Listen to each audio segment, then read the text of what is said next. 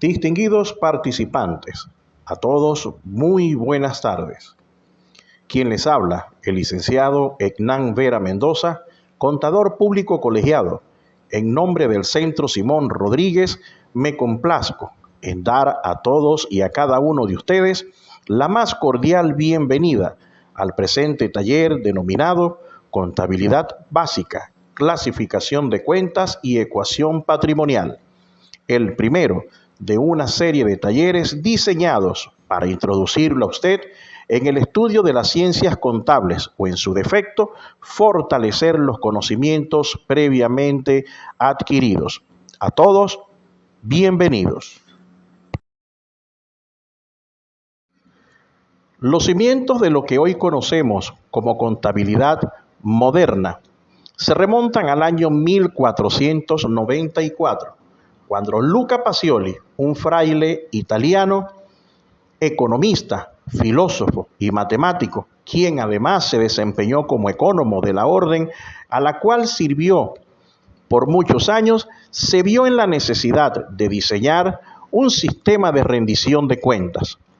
Para ello, se inspiró en el principio natural de causa y efecto, diseñando así e instituyendo lo que hoy conocemos como contabilidad por partida doble. La contabilidad por partida doble se basa en la premisa de que todo hecho económico afecta como mínimo a dos partidas de ese sistema de contabilidad. Es decir, una operación de compra de granos incrementará, obviamente, las existencias, las cantidades de granos, pero también afectará las disponibilidades dinerarias, disminuyéndolas a causa de la salida de dinero que representa la compra de dichos granos.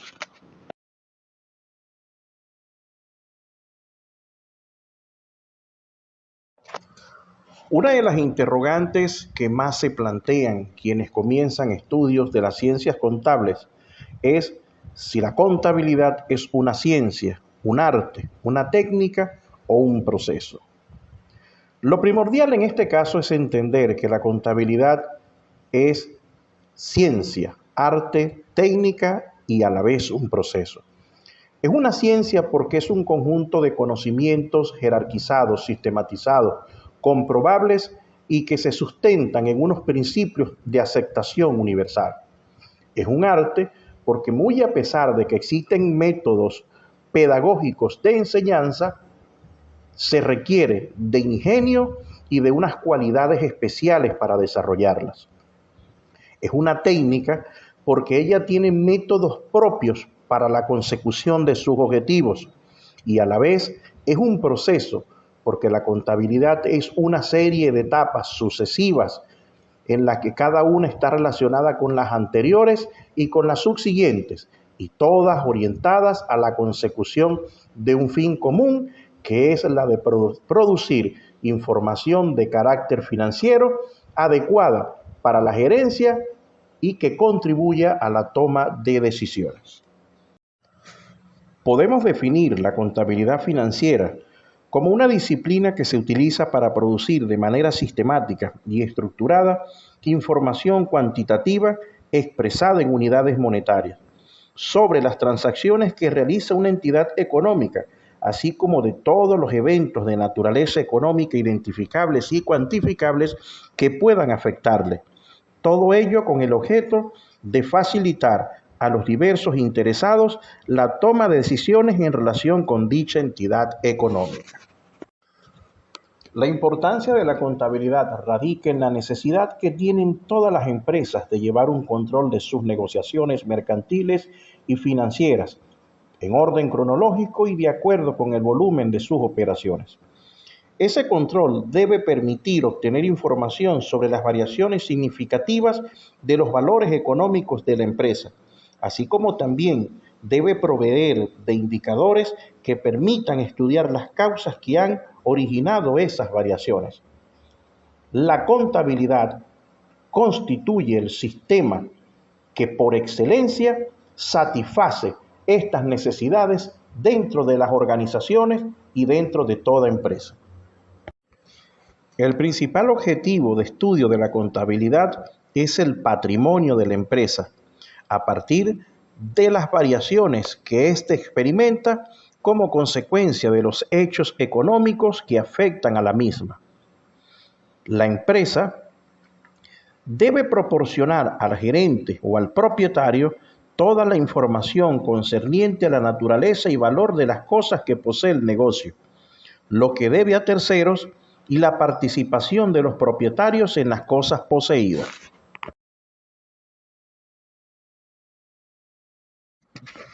Podemos entender la empresa como la combinación de talento humano, recursos económicos y bienes tangibles que han sido dispuestos por una o por un grupo de personas con la firme intención de desarrollar la explotación de una actividad económica que les permita obtener a través de ella un rendimiento a partir de la inversión inicial. Tal como lo explicamos anteriormente, la contabilidad tiene por objetivo principal el estudio del patrimonio de las empresas.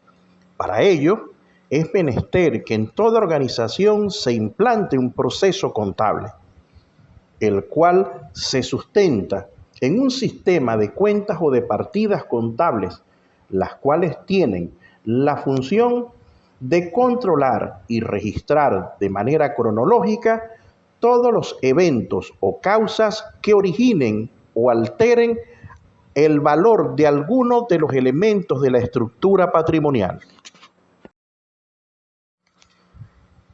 El primer grupo de cuentas a estudiar son las cuentas reales. Estas están representadas por los bienes, derechos y las obligaciones contraídas por la empresa para con terceros, así como para con sus socios fundadores. Las cuentas reales agrupan a todas las partidas del activo, el pasivo y el capital. Se denominan cuentas de carácter permanente porque sus saldos traspasan de un ejercicio a otro. Conforman el estado financiero denominado balance general y su función primordial es la de demostrar e informar la situación financiera que presenta la empresa en un momento determinado, es decir, los recursos, las obligaciones y el patrimonio de la empresa. En segundo lugar encontramos las cuentas nominales. Estas cuentas están conformadas por partidas que controlan el ingreso por concepto de ventas o prestación de servicios, partidas de costos que controlan los importes cancelados para la adquisición de mercancía destinada a la venta o en su defecto para garantizar la prestación del servicio. Partidas de gasto que controlan todas las erogaciones hechas por la empresa para garantizar su normal funcionamiento.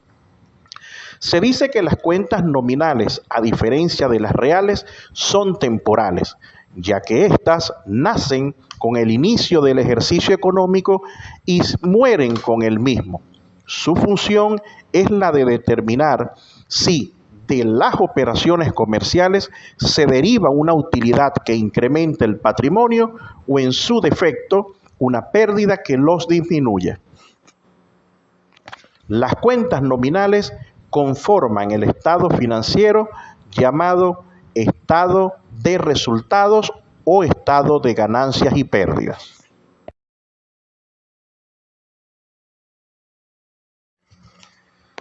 Seguidamente encontramos las cuentas complementarias o también conocidas como cuentas de evaluación de activos. Estas cuentas tienen la función de registrar de manera acumulativa la pérdida de valor que sufre un activo, ya sea por el uso, por el transcurrir del tiempo, por el agotamiento, por vencimiento o por la imposibilidad de hacerlo efectivo. Estas cuentas forman parte del balance general y se presentan debajo de la cuenta principal de activo, disminuyendo su valor.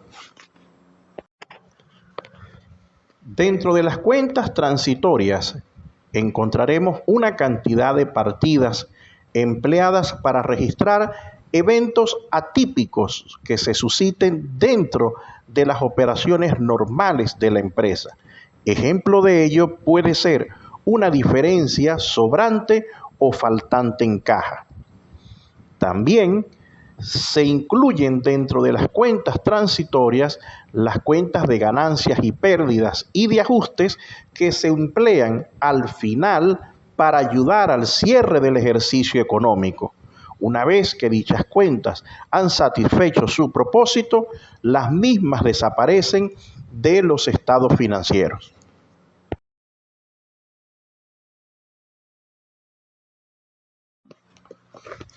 Por último, encontramos las cuentas de orden.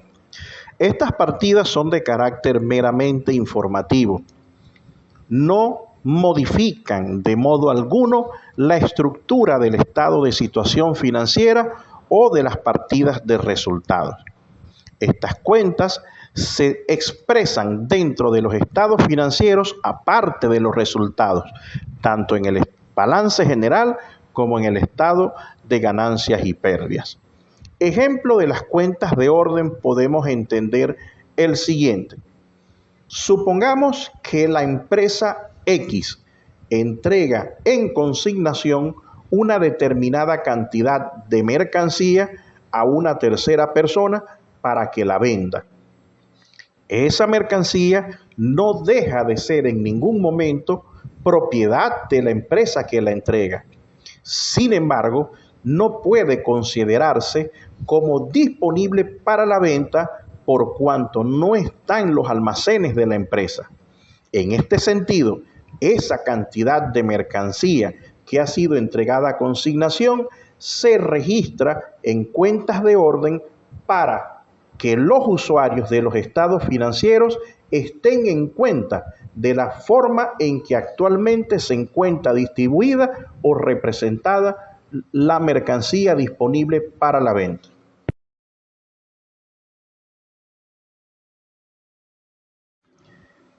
El primer grupo de cuentas dentro de las denominadas cuentas reales es el activo. Debemos entender el activo como el conjunto de bienes y derechos que han sido dispuestos e incorporados a un proceso de producción de renta. El activo, a su vez, se subdivide en dos grandes categorías, que son el activo circulante o corriente o el activo no circulante o no corriente. El activo circulante, a su vez, se subdivide en 5 categorías. Estas son el disponible, que está conformado por todas aquellas partidas equivalentes de dinero disponible en el momento determinado. Puede estar dispuesto en caja chica o en bancos. Inversiones temporales. Este rubro está conformado por todas aquellas partidas representativas de dinero que en un momento determinado se encuentran restringidas por un periodo no mayor a un año. Este es el caso de los depósitos a plazo o los títulos valores que posee la empresa con la intención de comercializarlos en un periodo no mayor a un año, así como los fondos de activos líquidos. Las partidas exigibles son todas aquellas que por sus características permiten a la empresa la exigencia, la reclamación de un pago, tal como es los efectos y las cuentas por cobrar. Los realizables están conformados por los inventarios de mercancías o por las existencias. Se le dice realizable porque son partidas de fácil convertibilidad, es decir, inventarios que se prevé comercializar en un periodo no mayor a un año. Asimismo, las existencias prevén ser consumidas o comercializadas en un periodo no mayor a un año. Y los prepagados están conformados por todas aquellas cantidades de dinero que han sido pagadas por anticipado, bien sea por la adquisición de bienes o por la percepción de servicios, y que en un momento determinado pueden ser exigibles, bien sea por el incumplimiento en la entrega del bien o en la prestación del servicio.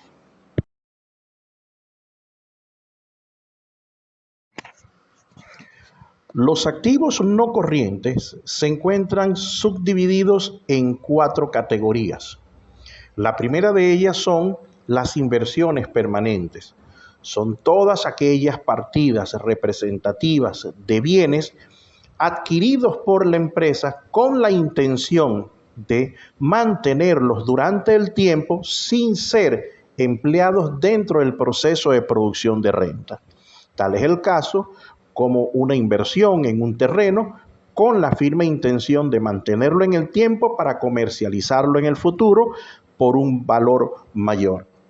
Igual es el caso en la tenencia de títulos valores, los cuales permanecen en la empresa durante un tiempo con la firme intención de cobrar los respectivos intereses y de comercializarlos posteriormente. Igualmente las acciones en otras empresas. El siguiente rubro es el de propiedades, plantas y equipos. Dentro de estas partidas se encuentran todos aquellos activos que han sido dispuestos por la empresa para generar renta.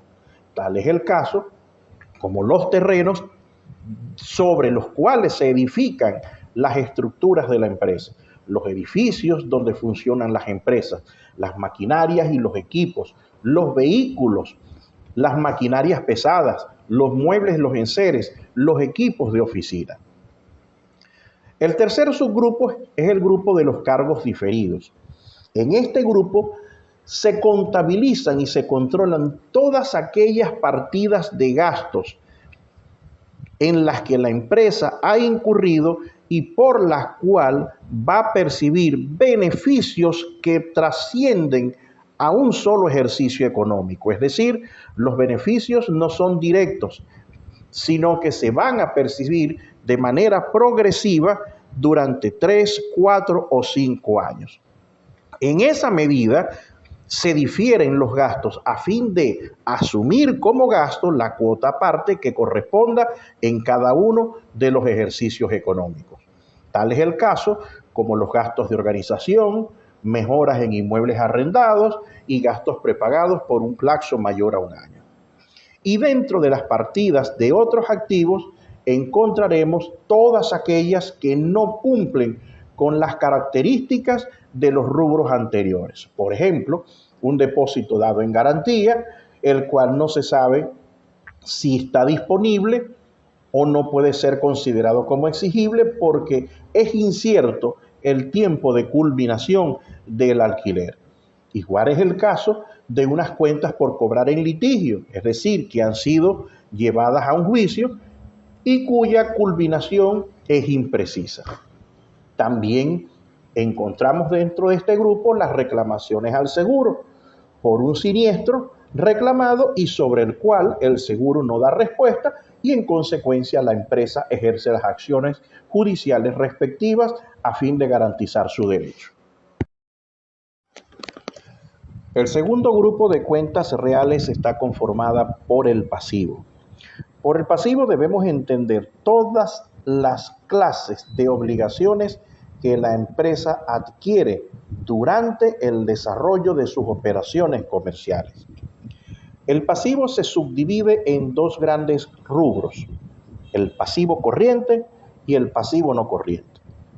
El pasivo corriente o pasivo corto plazo está representado por todas aquellas obligaciones por pagar dentro de un periodo no mayor a un año, entendiéndose por tal efectos por pagar, cuentas por pagar, sueldos acumulados por pagar y toda aquella obligación con características especiales que deba ser cancelada a un periodo no mayor de un año.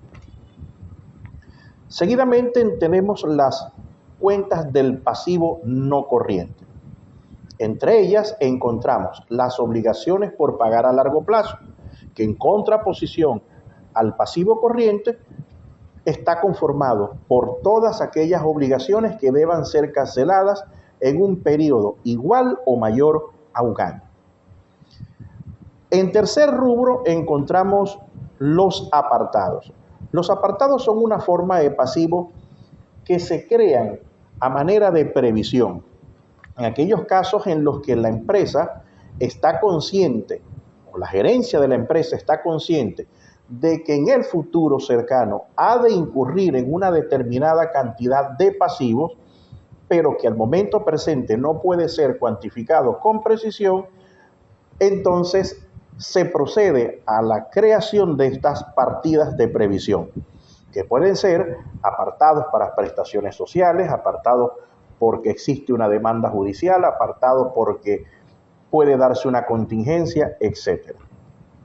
Seguidamente encontramos los créditos diferidos.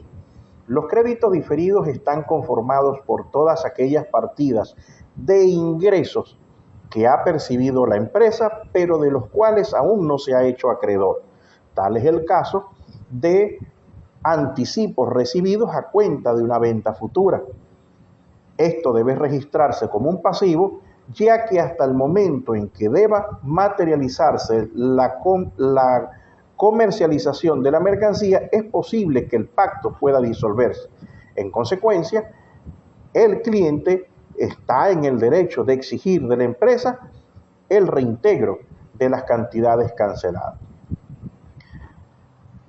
El último rubro dentro del pasivo son los otros pasivos. Son aquellas partidas que, no cumpliendo con las características de las subclasificaciones anteriores, albergan este tipo de partidas. Es decir, una cuenta por pagar que en un momento determinado no ha sido reclamada, o prestaciones sociales que se le adeudan a un trabajador y el trabajador no se ha presentado a hacer la reclamación respectiva.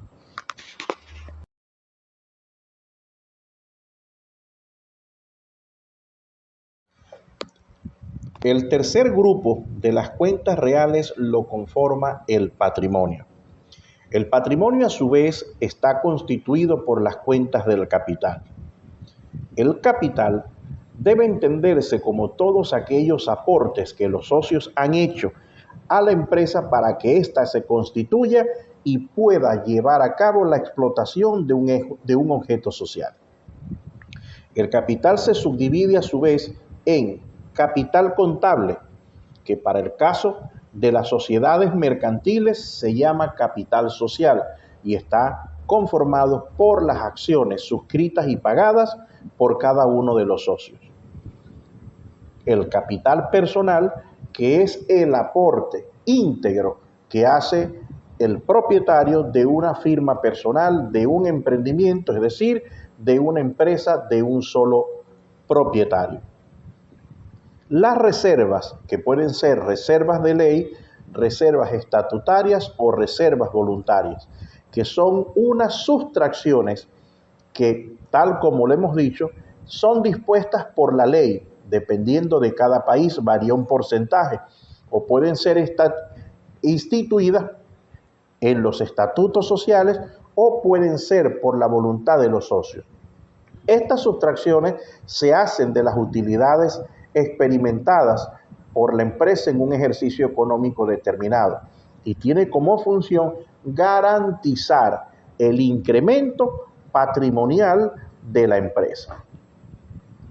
Las cuentas del superávit o déficit son aquellas que registran y controlan la utilidad en un ejercicio determinado, las utilidades acumuladas y no distribuidas por los socios, producto de utilidades en años sucesivos, o en su defecto, el déficit acumulado por la empresa a causa de pérdidas sucesivas en varios años.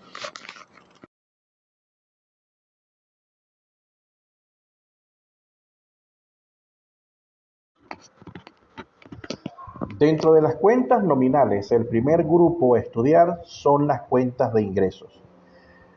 Por ingreso debe entenderse toda aquella operación que ocasione una modificación de la inversión inicial, es decir, todas aquellas operaciones propias de la empresa que tiendan a generar una utilidad.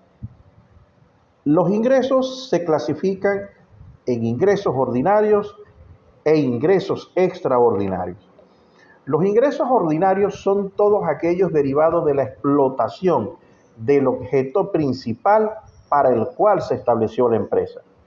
Puede ser, en el caso de empresas comercializadoras, ingresos por ventas, es decir, por la enajenación de bienes. O en el caso de una empresa dedicada a la prestación de servicios, en este caso sería ingresos por servicios. Los ingresos extraordinarios están constituidos por todas aquellas operaciones que no forman parte de las operaciones, es decir, del objeto principal para el cual se constituyó la empresa. Es decir, una cantidad de dinero fue colocada en una cuenta bancaria que genera intereses. Puede darse el caso de que la empresa haya decidido desincorporar alguna cantidad de sus activos y pueda venderlos, en este caso, a una tercera persona. Como otro ejemplo puede ser en el caso de las cuentas por cobrar que han sido declaradas como pérdidas y que posteriormente logran recuperarse, entonces por esas características se consideran como un ingreso extraordinario. Las cuentas nominales de egreso están representadas por dos grandes categorías, que son las cuentas del costo de ventas y las cuentas de gastos. Las cuentas del costo de venta están representadas por todas aquellas partidas que controlan salidas de dinero orientadas a la adquisición de mercancía o a los efectos de garantizarse la empresa la prestación de un servicio. Mientras que los gastos están representados por todas aquellas salidas de dinero que tienen que ver con dos aspectos fundamentales. Los gastos de ventas, que son los derivados de la comercialización de bienes o servicios, y los gastos administrativos, que son aquellos derivados de las operaciones normales de funcionamiento de la organización.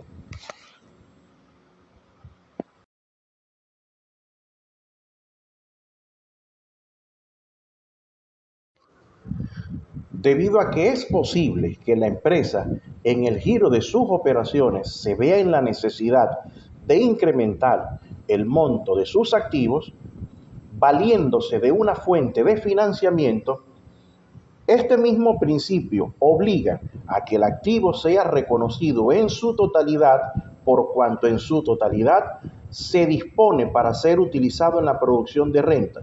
Sin embargo, al capital de la empresa solamente puede atribuírsele aquella cuota parte por la cual la empresa ha cancelado. La parte restante que la empresa debe, entonces se suma con la cuota parte que la empresa ha cancelado, naciendo así entonces la ecuación patrimonial que actualmente conocemos, que indica que el activo es igual al pasivo más el capital.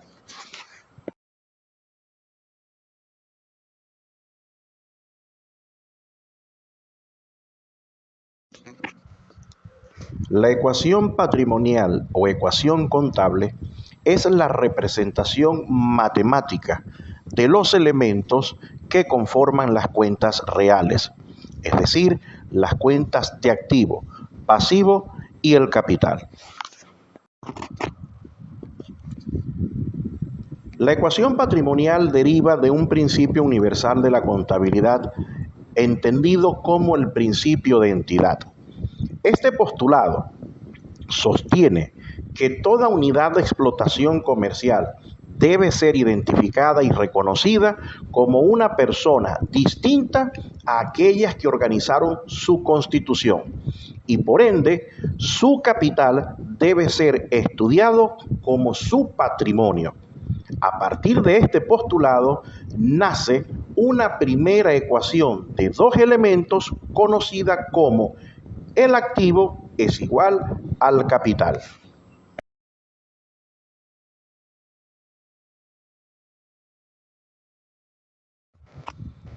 La ecuación patrimonial se ve representada en las dos columnas del principal libro de contabilidad denominado libro diario. Fray Luca Pacioli llamó al lado izquierdo de la ecuación patrimonial debe y a todo lo que se encuentra al lado derecho haber. Las partidas que dentro de la ecuación patrimonial naturalmente se encuentran al lado izquierdo se dice que tienen saldo deudor, y las partidas que dentro de la ecuación patrimonial se encuentran por naturaleza dispuestas al lado derecho se dice que tienen saldo acreedor.